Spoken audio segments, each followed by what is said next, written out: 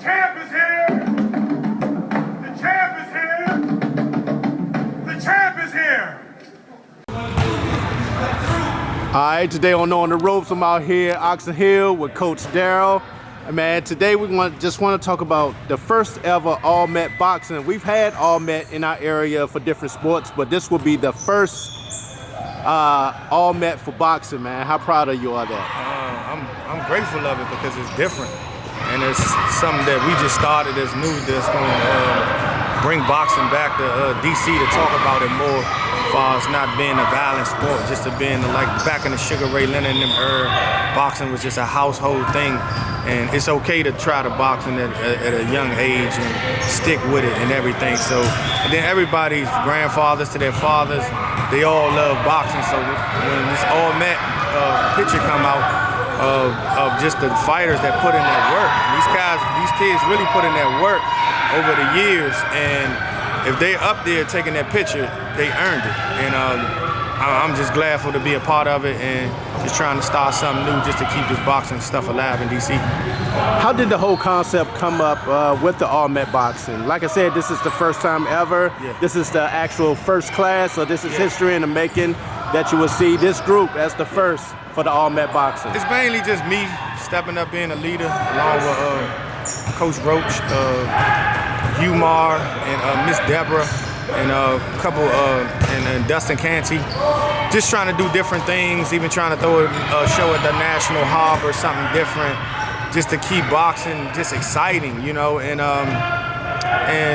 just, I mean, it was my idea, but I'm gonna bring up more ideas that I'm gonna gravitate from anybody who wanna come up with new things just to keep boxing exciting. That's the whole point, you know what I'm saying? And just putting the kids on the map that deserve it. You know, they're known, that who's really doing the real boxing out here. You know, with that being said, Coach, what would be the criteria after this class on how boxers are selected from the DMV to be an all-met? As far as your body of work, like who you've been fighting and who you are fighting and where you're fighting at.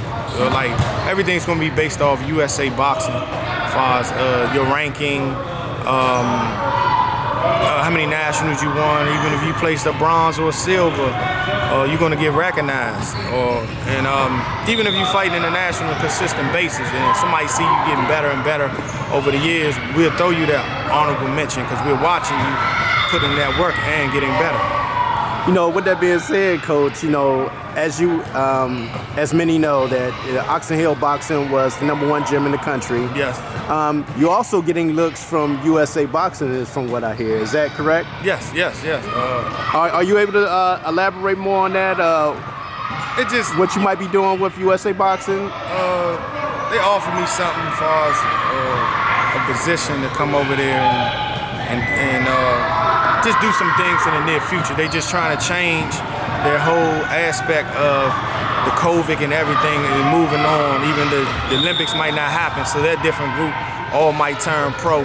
So they looking to revamp as far as the juniors and the intermediates and the youth, just starting over and just getting a different look. And why not? They reached out to me because I know all the kids and I'm building fighters from the ground up. And I got network connections with Philly, New York, Florida. I don't really have no animosity out here.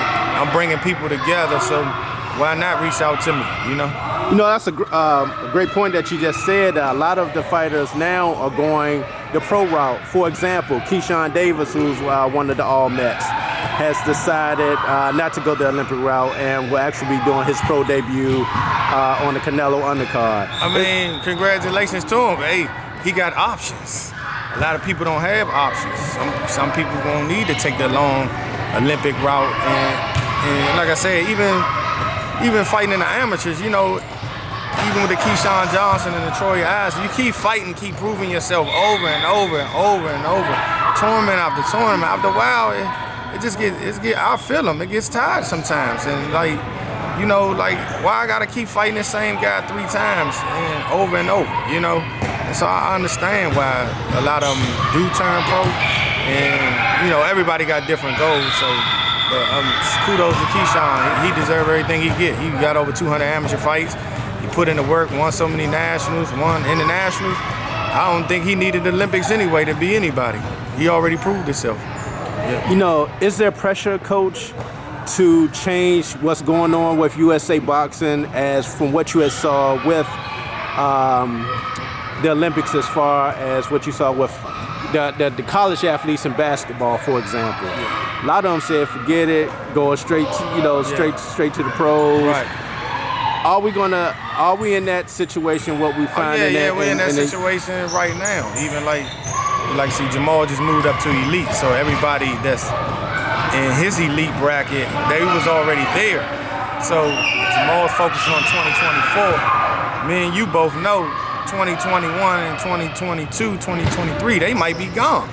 So the people he might be fighting is the people 16 and 17 right now. You know what I'm saying? So a lot of people turn pro for many reasons. Competition, they don't want to face certain people, and they turn pro because, you know, they just getting tired. It's a lot to deal with, running around, money, traveling. It's a lot, you know, stressful, you know, the COVID, you know. A lot of people ain't gonna come back over this. People weight classes messed up, everything, you know. Yeah. You know, I gotta ask, Coach, it's gonna come a point, man, that a lot of your young kids and even your older kids gonna get to a point where they turning pro. Right. It's going to become a situation where you're going to be involved with pro athletes and amateur athletes. How do you maintain that? I mean, that's why you prep. That's why you got a coaching staff.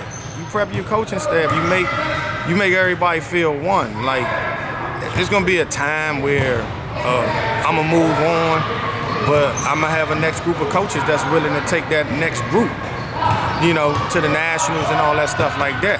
You know, I'm going on my 8th national. I'm kind of tired, you know, and they learn it too. So as they go, get used to it, they gonna have pressure too, far as being the head coach when they go out there and everything's on them, far as getting them up, wrapping their hands, just all that stuff, you know.